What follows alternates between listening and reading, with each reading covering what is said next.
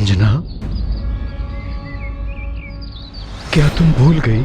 ऋषिवर मतंग ने कहा था कोई स्वयं ही आएगा हनुमान को इस स्थिति से उबारने के लिए। किंतु ये तो उबारने के स्थान मेरे पुत्र को मुझसे छीन लेना चाहते।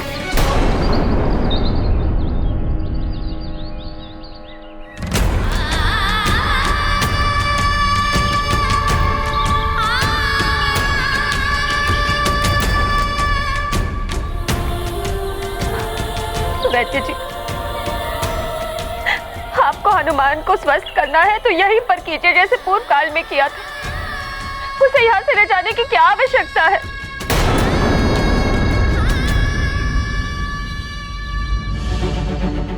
अंजना, यदि कोई संकट होता तो ऋषिवर मतंग हमें पहले ही अवगत करा देते। हनुमान को स्वस्थ करने के लिए हमें यह त्याग करना होगा, अन्यथा यदि हनुमान अस्वस्थ रह गया तो क्या होगा?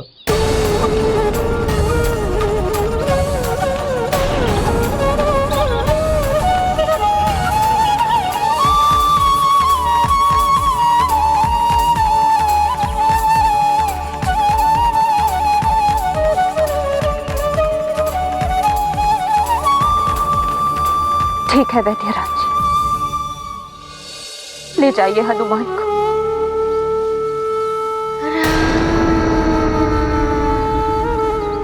किंतु मेरे पुत्र के साथ ही मुझे भी साथ ले जाइए।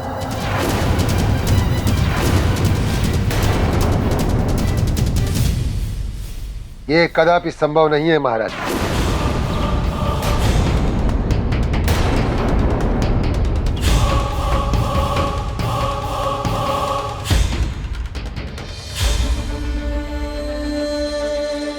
देवी,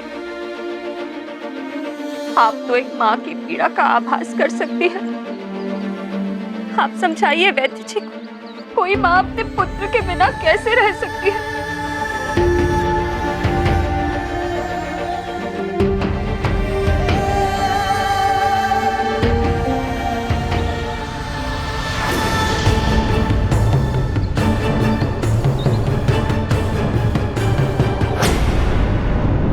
पिशाचराज, रावण को तुम्हारी आवश्यकता है, प्रकट हो।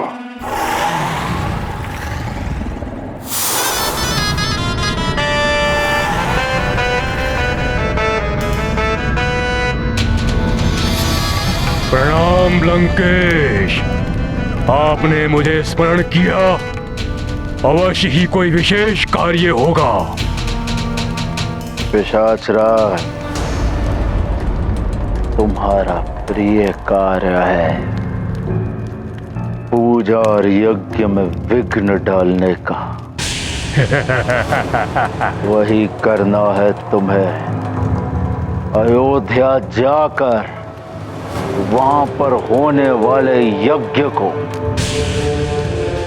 विध्वंस करना है तुम्हें, और फिर अयोध्या नरेश के ज्येष्ठ पुत्र का अपहरण करके उसे यहाँ लंका में लेकर आना है। बस इतना सरल कार्य? सरल कार्य नहीं है ये। सरल कार्य समझने की भूल ना करना इसे। दशरथ का ज्येष्ठ पुत्र महाछल्या नर रूपी नारायण है। वो छल और बल से कभी भी तुम्हें दुविधा में डाल सकता है, इसलिए सावधान कर रहा हूं मैं तुम्हें। आपका कार्य हो जाएगा लंकेश। अमावस्या की काली रात्रि काल बनकर आएगी अयोध्या के लिए, और उसी रात महाआक्रमण होगा अयोध्या पर।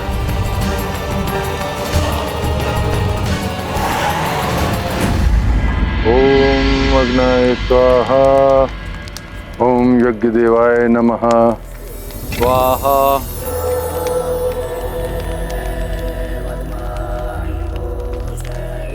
राजन, कौशल कुमारी, आप दोनों ने संकल्प कर अपने कर कमलों से यज्ञ आरंभ कर दिया। अब आप राजकाज हेतु उठ सकते हैं।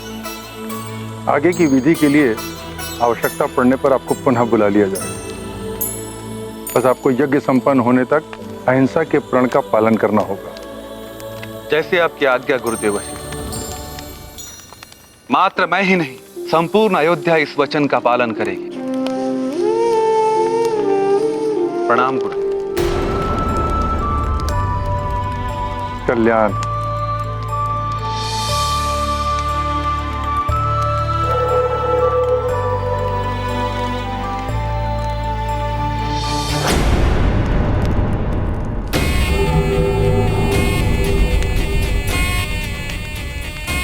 ये यज्ञ सफल नहीं होने दूंगी मैं।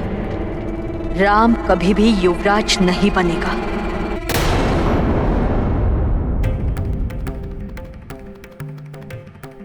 अर्थात आप सब में कोई भी ऐसा नहीं है जो मेरी पीड़ा समझ सकता है।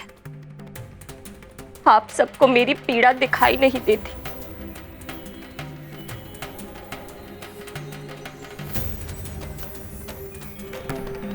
किंतु मैं जानती हूं है कोई ऐसा जो मेरी पीड़ा समझता है।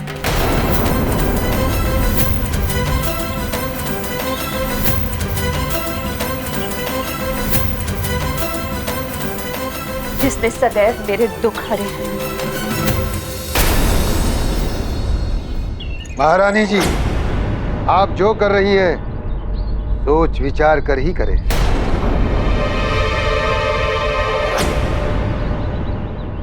मान जाओ अंजना। क्या कोई और उपाय नहीं है स्वामी, जिससे माँ की ममता भी आहत ना हो और हनुमान स्वस्थ हो जाए? नहीं देवी, हनुमान की इस व्याधि का एक ही उपचार है और इस उपचार के लिए उसे यहां से लेकर जाना ही होगा। महारानी जी, आपके वचन निभाने में ही हनुमान की भलाई है। आप सब तो रहने ही दीजिए। मेरे हनुमान का भला मेरे महादेव करेंगे।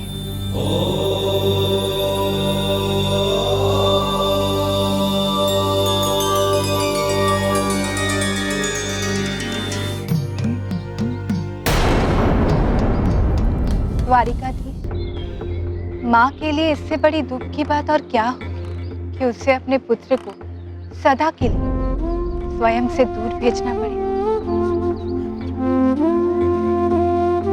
किसका क्या कर्म होगा, कौन कब किस पथ का अनुसरण करेगा, ये सब नियति ही निर्धारित करती है। इसीलिए यदि नियति ने हनुमान को राम से मिलाने का, उनके साथ रहने का विधान किया है, तो ये होकर ही रहेगा प्रिय। हनुमान को अपने परिवार, प्रजाजनों और सुमेरु को छोड़कर जाना ही पड़ेगा।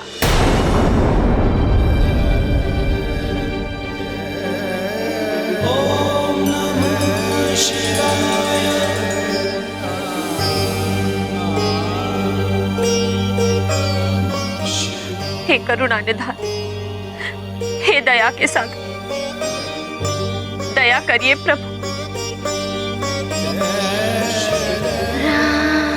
मेरे जीवन दीप की ज्योति है मेरा हनुमान। मेरे हृदय का प्राण है हनुमान। उसे पूर्व की ही भांति सामान्य कर दीजिए, जिससे कि मुझे हनुमान को वैद्यराज जी के साथ न भेजना पड़े। कृपा करिए प्रभु, कृपा करिए।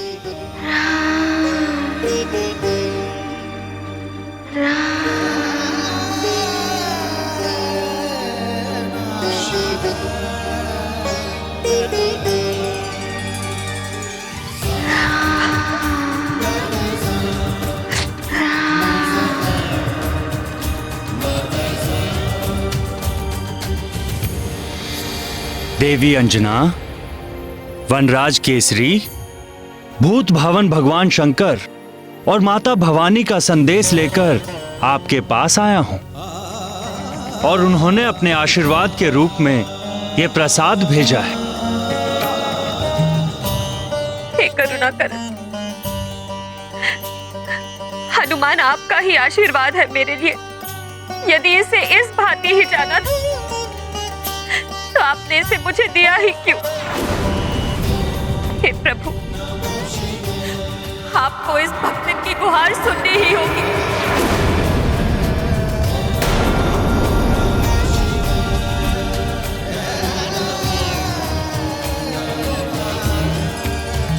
मेरे पुत्र को स्वस्थ कर दीजिए, स्वस्थ कर दीजिए मेरे पुत्र, कृपा कीजिए, स्वस्थ कीजिए मेरे पुत्र को, ठीक कीजिए उसे।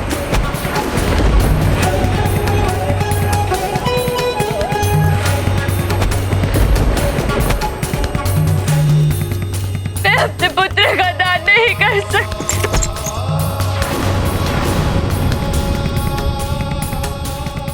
आपको मेरे पुत्र को स्वस्थ करना ही होगा।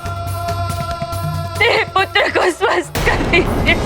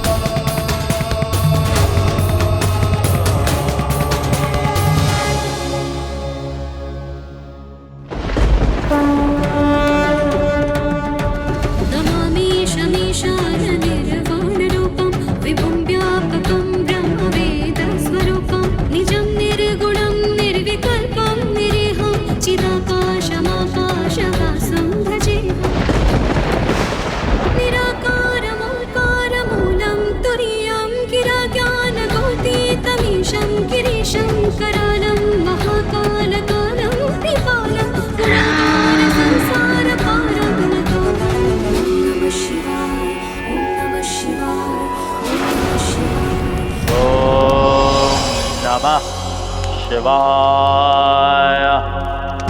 ओम नमः शिवाय। ओम नमः शिवाय। अब उस नारायण के नर अवतार का निकट है।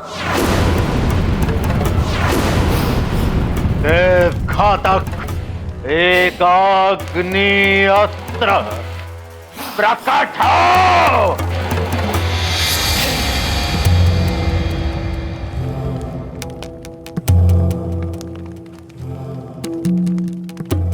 ये आपका ही आशीर्वाद है महादेव कि आज आपके रावण के पास देव घातक एक अग्नि अस्त्र है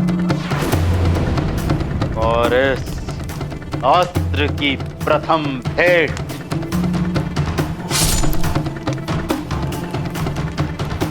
आपके चरणों में समर्पित है।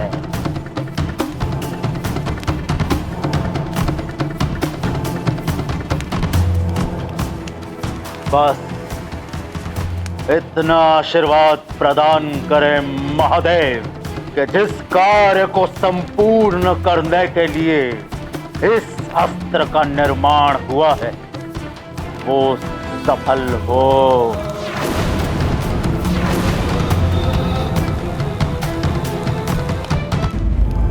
बोलिए नाना श्री, क्या समाचार लाए हैं आप? लंकेश, पिशाच राज अपनी समस्त सेना के साथ नारायण के नर अवतार का अपहरण और निवृत्ति यज्ञ को भंग करने के लिए निकल पड़े हैं और शीघ्र ही वे सब अयोध्या नगरी को घेर लेंगे। उत्तम, अति उत्तम, सर्वोत्तम। असुरों को तो हमेशा रोक लेते हैं सब, परंतु पिशाचों को कैसे रोक पाएंगे? राजा दशरथ, अब तुम्हारा और तुम्हारे अयोध्या का विनाश निश्चित निश्चित है।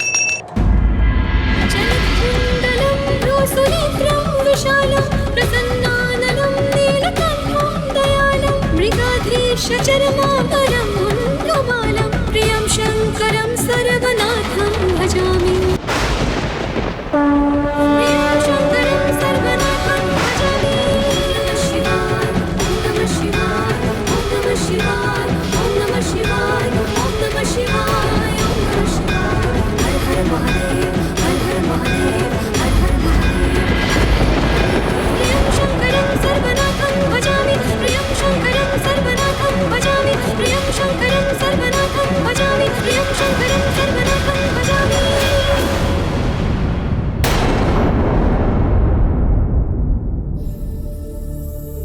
हे देवाधिदेव, मैं अपने पुत्र का दान नहीं कर सकती। आप मेरे पुत्र को स्वस्थ कर दी।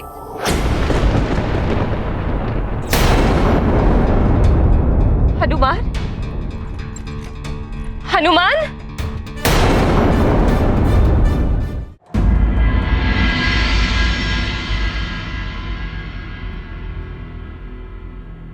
क्या चाहती हो तुम कौशल्या? तुम्हारे उतावलेपन से राम के भविष्य का नाश हो जाएगा। स्वामी, मैं तो मात्र इतना चाहती हूँ कि राम इन दिनों अत्यंत विचलित एवं उदास रहने लगा है। हमें सर्वप्रथम उसके स्वास्थ्य के विषय में सोचना चाहिए। किंतु यज्ञ के समापन के विषय में भी हमें सोचना है। तुम्हें स्मरण नहीं, कुलगुरु वशिष्ठ ने क्या चेतावनी दी थी? यदि यज्ञ में कोई बाधा आ गई तो राम कभी युवराज नहीं बन पाएगा।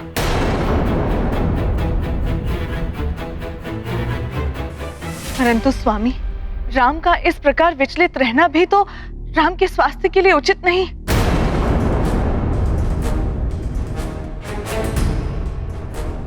तुम चिंता मत करो, राम शीघ्र स्वस्थ हो जाएगा। मैं कुछ करता हूं।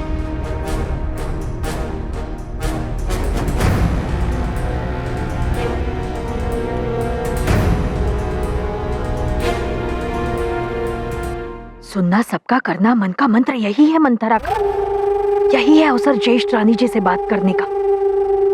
ज्येष्ठ रानी जी,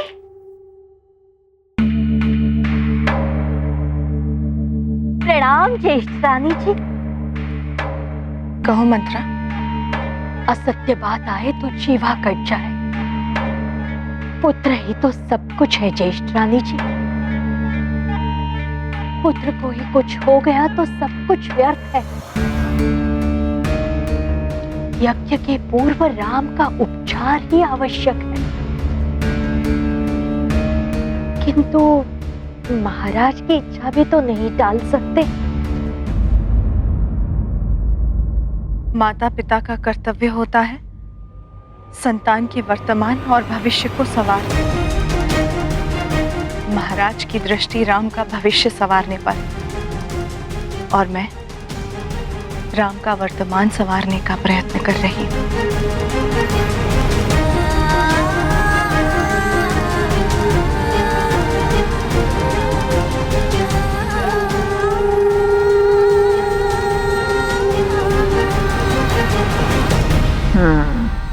तुम सुधारती रहो पटरानी। बिगाड़ने के लिए मैं शीघ्र ही कुछ करूं। हनुमान, हनुमान कहाँ है? कहाँ है मेरा पुत्र? यही तो था तुम्हारे पास।